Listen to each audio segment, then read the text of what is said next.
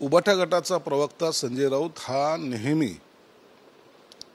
वेगवेगळे स्टेटमेंट देण्यामध्ये धन्यता मानतोय, परंतु सामान्य माणसाला जे वाटतं, एखाद्या मुख्यमंत्र्याचा केलेला अपमान, एखाद्या मुख्यमंत्र्याबद्दल केलेलं वक्तव्य हे कुठेतरी त्याच्यावर कारवाई झाली पाहिजे, म्हणून माननीय मुख्यमंत्र्यांनी त्याला एक नोटीस बजावलेली आहे।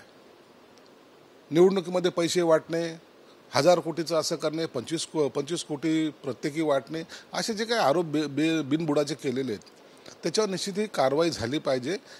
यासाठी त्यांनी पहिली नोटीस त्यांना दिलेली आहे।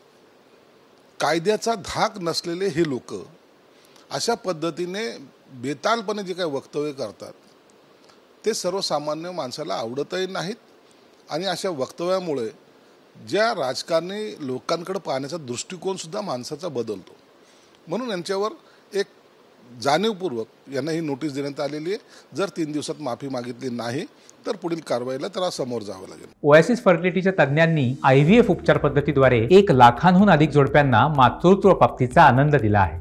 मोफत अपॉइंटमेंट बुक करण्यासाठी आजच संपर्क साधा।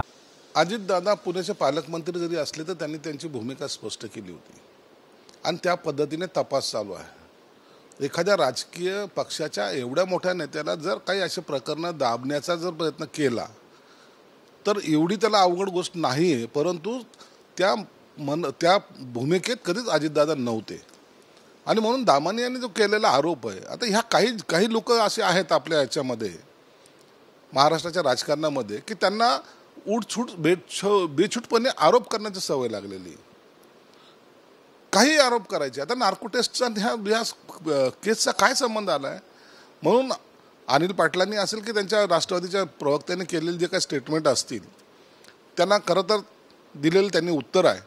म्हणून मलाही असं वाटतं की एखाद्या नेत्यांवर किंवा एखाद्या कार्यकर्त्यावर आरोप करताना आपल्या जिभेला थोडासा ब्रेक दिला पाहिजे। एकदम बेछूटपणे आरोप करून समोरच्याची इज्जत उतरवण्याचं जे काही तुम्ही काम करतायत, मग हे कुणाच्या इशाऱ्याने करतात की काय असं शंका याला जागा उरते।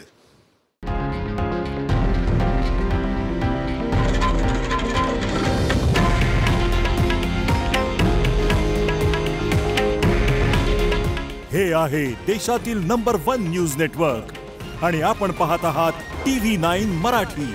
काळजी तुमची, हित महाराष्ट्राचं।